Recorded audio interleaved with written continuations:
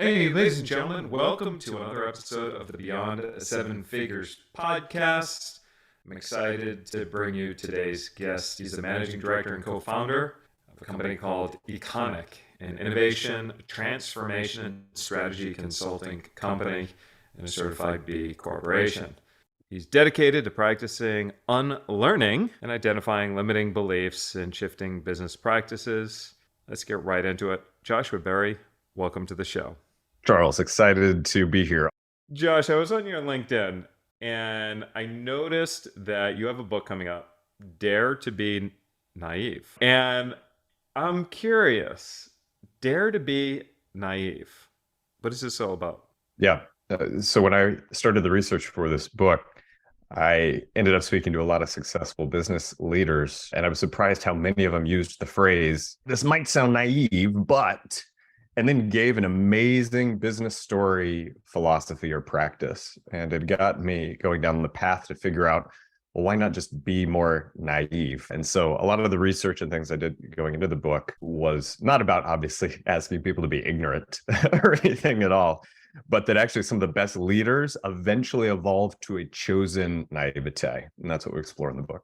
I know myself when I was a teenager, I thought I knew everything. I thought I was smarter than my parents, the whole deal. And I could see a lot of parallels with startup organizations. You meet a startup founder, particularly one that's never run a business before, and they'll be the first to tell you that their business plan with zero momentum, zero capital and whatnot will get to $10 million this year. They're overly optimistic. And that's where I feel the difference is oftentimes you look at those startup entrepreneurs or the teenagers that feel like they know everything, but it's only until they start maturing a little bit and have more seasoned experience that I find the most successful entrepreneurs, and several of our clients are making over 9 figures a year, they're the ones who are actually the most curious. There you go. Yeah, you actually have to go through a cycle there. You have to go through, I know everything. And maybe as a kid, you're so curious and innocent. And then in a lot of the ego building, right? You have that hubris that you go through. And yeah, some of the best entrepreneurs, as you said, eventually get to that spot where they don't just take for granted whatever everybody else is telling them to do, but they pause for a moment. And even if it's against the mainstream, I think the people who are listening to your show, based off of the rave reviews I'm seeing, are the people who aren't just looking to copy and paste or lift and shift the best practices from other people, right? And of course, they're going to learn from the best, but they're going to make their own decisions. And they'll say, you know what? I'm not just going to go with that. Maybe I'll listen to that gut instinct that I have and do something that might be against the grain and truly create something that the world hasn't seen yet. I find the curse of knowledge is that the more you know, the more you realize how much you don't know. And then on top of that, you layer on technology, and now with AI, and how quickly everything is exponentially growing and changing and impacting every role in every industry across the world, you begin to realize what you thought you didn't know is now magnified by 1,000x. So when you look at that, and you look at the world that we're going into, or that we're in today and going into tomorrow, what advice do you give to those leaders today on how to succeed in this type of environment? And this is where I don't want people to misunderstand the dare to be naive. It isn't just put on your blinders and march fully ahead. It's actually a call to be more intentional.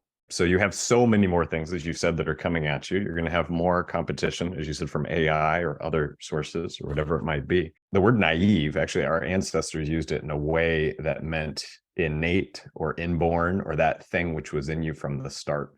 And what I'm asking, and what I've seen in a lot of successful leaders, is that they do stop and they start to reflect on, what is it that my gut is saying? So to specifically answer your question there, you're going to have all this stuff that's going at you. You as a successful leader need to stop and be even more intentional about the decisions that you're making and from where you're pulling those decisions. You can take the next person who's trying to pitch you some magic lead generation pipeline management software, and you can just buy that wholesale.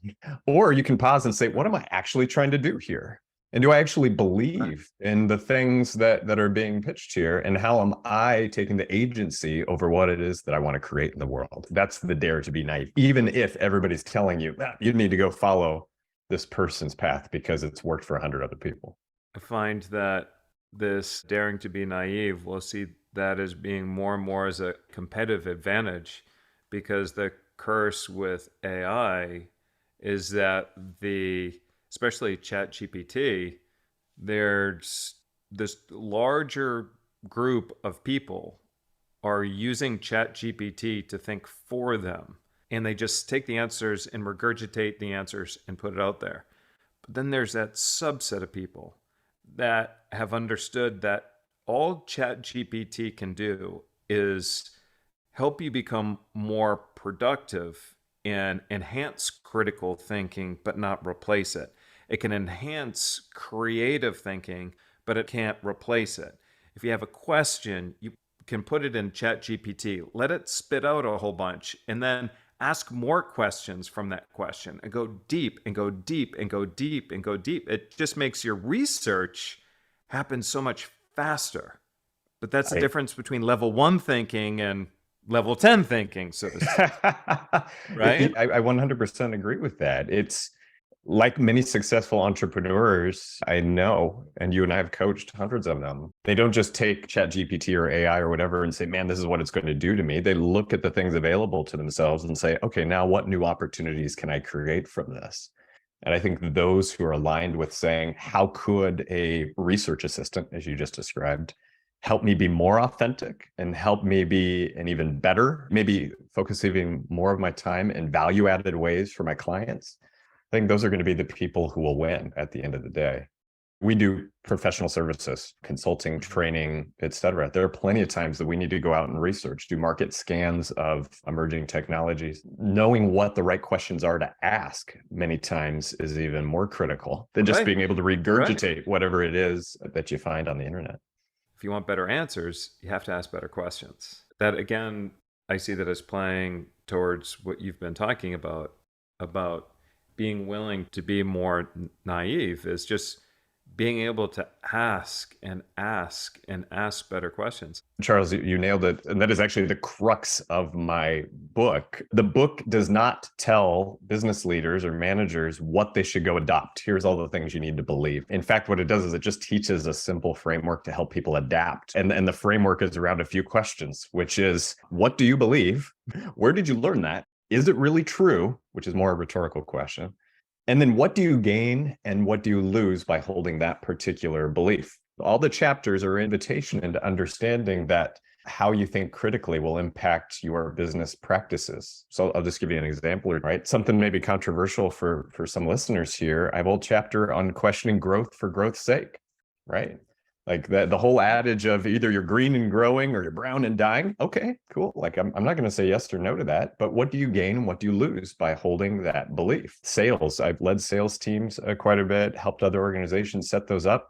The words we choose to use in sales, words create worlds. When we use words like target or pipeline or capture or resource or any of those things to describe people, what do you gain? What do you lose by doing those, right? It's not one way or the other of saying, go do this now because Charles and Joshua said it or not.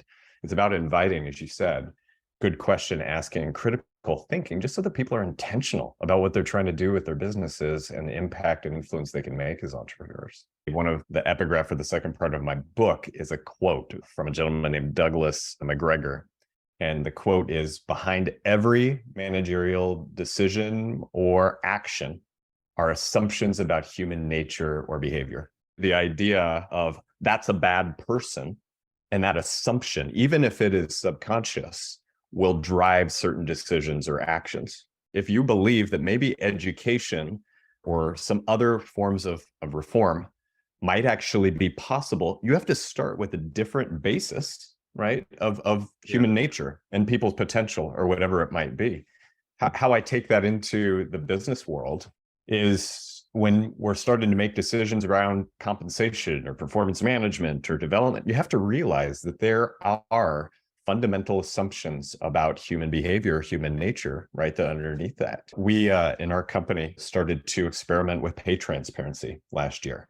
We had to really take a big step back and say, okay, that's a practice. How we do compensation today is this, right? We pay these people more than those people.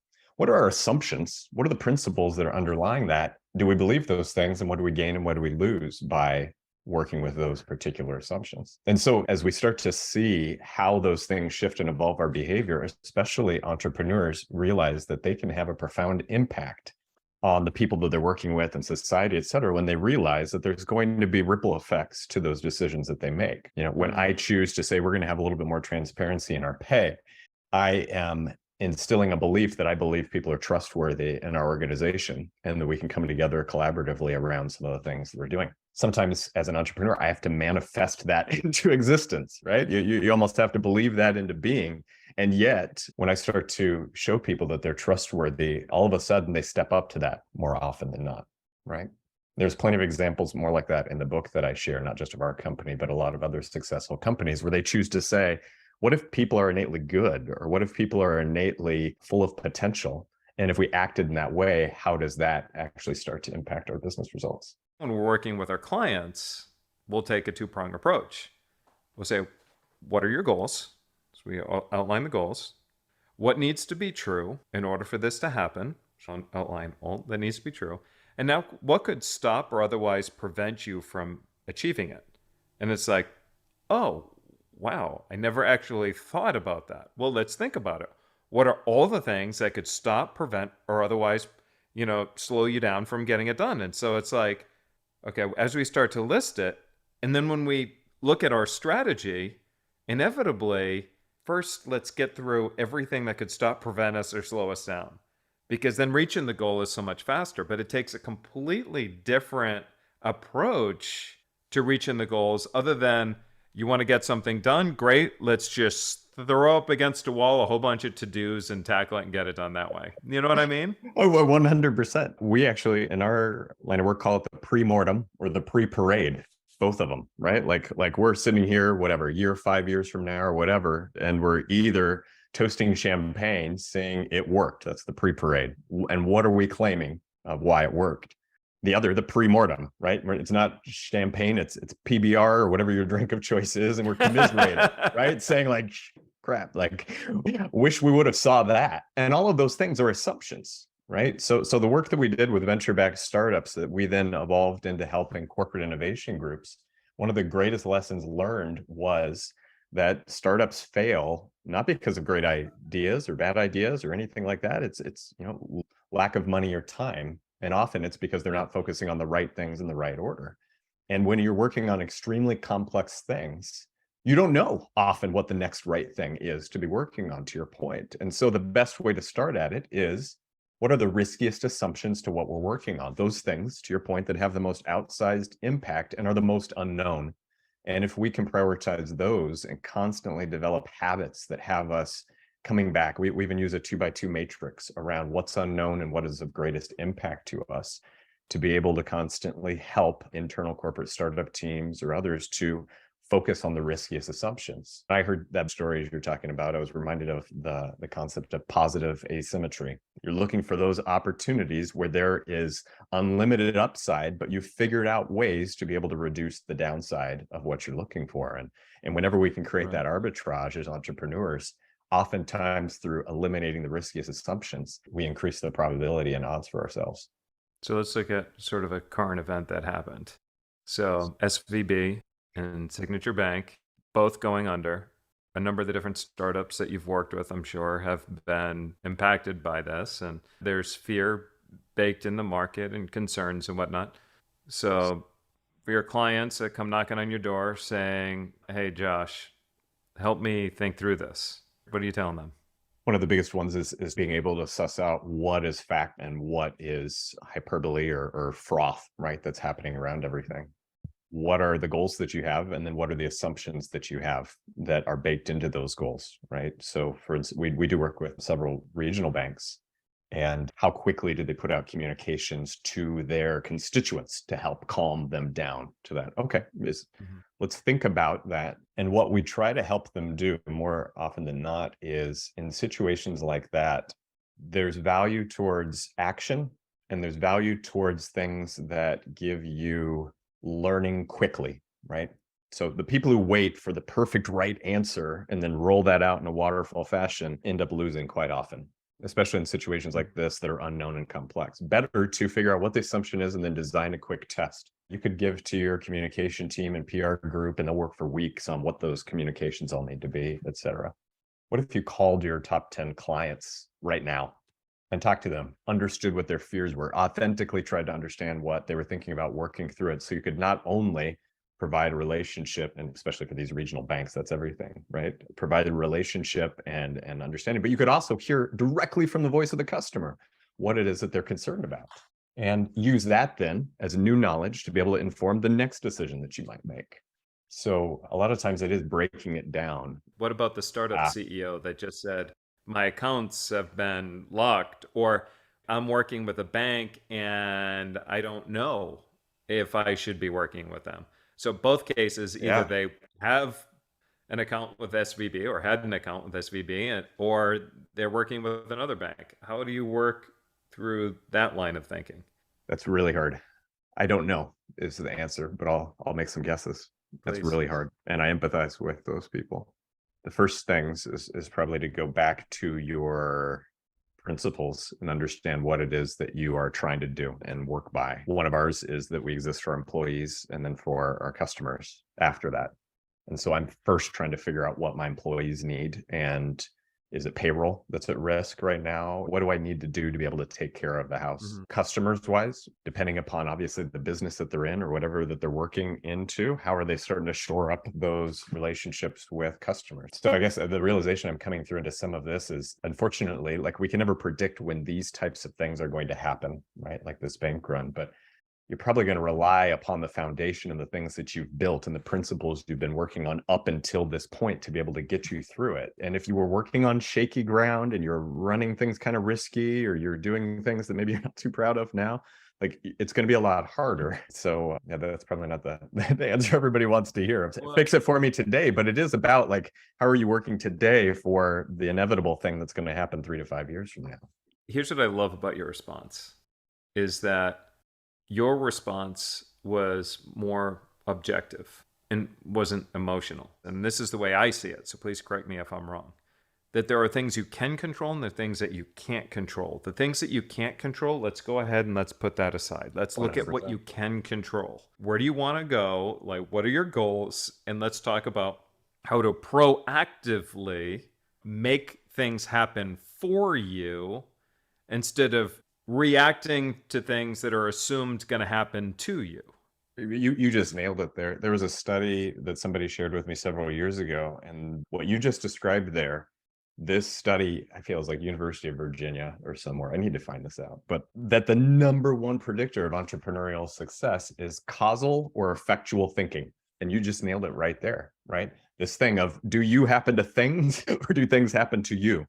And I think some of the most successful entrepreneurs, to your point, you take this stuff and then you figure out how you happen to things, right? And you start to craft and shape that reality.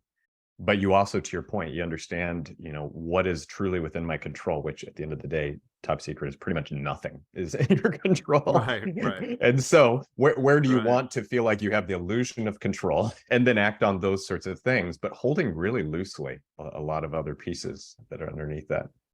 Economically, there's been so much talk about a recession.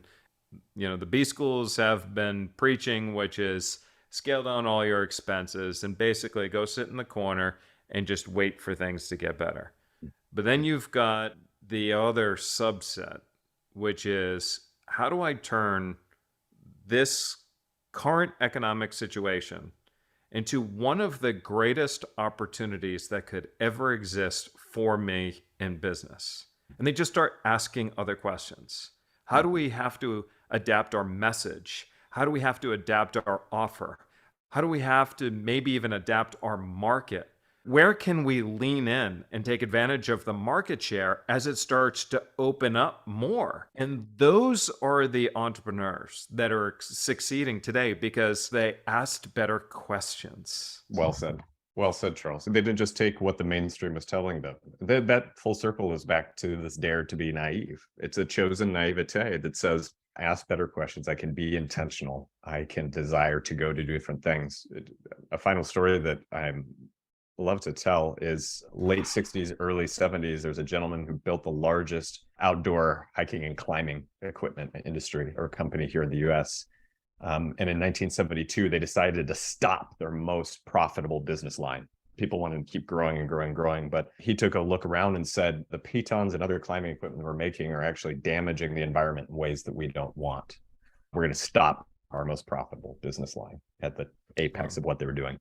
And they proposed a different approach, which was unproven here in the US. Eventually, that turned itself around, and Yvon Chouinard changed the name of that company to Patagonia. So today, we have a very successful story here, but that was one of the first of many times where they said, mainstream says you do this, and it would be naive to make a decision where we would stop an extremely profitable business line or whatnot for something you believe in or your principles. And yet coming back to those types of things is what's led them to have an extremely successful business today. So that'd probably be my last advice to any of those entrepreneurs or leaders is don't just take what the mainstream is telling you have to do, but take a moment back and reflect on what it is that you're wanting to do, especially if it is to bring more good into the world, and believe that to be true and make an impact on those things in your businesses.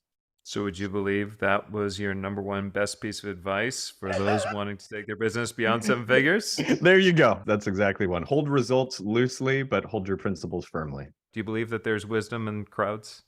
I believe it's a great input into it. I don't think it's the only thing that's there, because a lot of times the crowds will norm to the average on things. And so I think it's a great input to it, but I won't just blindly go towards wisdom of the crowds. I rely upon it, but I also rely a lot on my own intuition and the sensing that I'm able to do around certain situations. If the crowds are all going one way, there've been plenty of times where I found myself going a different way.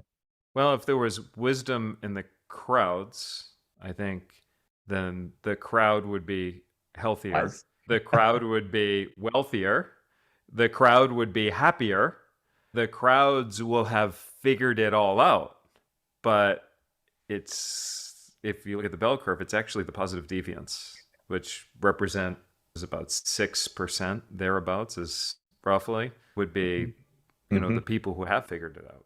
I'll give you an example of where it was an input for me. The new book, Dare to Be Naive, is being released. We sourced, wanting to give some work to a bunch of different designers, we sourced 9 different book covers, kind of Tim Ferriss style, brought it out to our pre-order community, got lots of votes on what those were. And we saw a pattern among our corporate buyers and the type of book cover that they liked out of the top 3 or 4. We didn't ultimately take the number one choice that was in there, but it definitely influenced. I had a favorite that I wanted, right? In terms of one of these that was dead last. Apparently I have a bad taste for design. But I took that wisdom, took it into it. We didn't end up going with the number 1. We went with the number 2 because I also relied on some people that I know have a really good design effort. And I took in other things and I sat on it. I meditated on it a little bit and eventually went with it. So it was a nice input for it. But it's not the end all be all. And I love your point on the positive deviation there, right? Being able to take it in and then think critically and work towards your own answers. Awesome. Now, people want to learn more about you, the work that you do, and your book and so forth. Where do we send them? Best place would be go to the website, daretobenaive.com. I'm also most active on LinkedIn. So you can find me under Josh or Joshua Berry on LinkedIn. Awesome. Thank you very much. So that's daretobenaive.com and then Joshua Berry over here on LinkedIn. Very cool. So that wraps up today's episode of the Beyond 7 Figures podcast. For more tips, strategies, and information for taking your company beyond 7 figures, remember to check us out over at predictableprofits.com. Again, that's predictableprofits.com. This is Charles Gaudet with my new friend, Joshua Berry, and I will see you in another episode.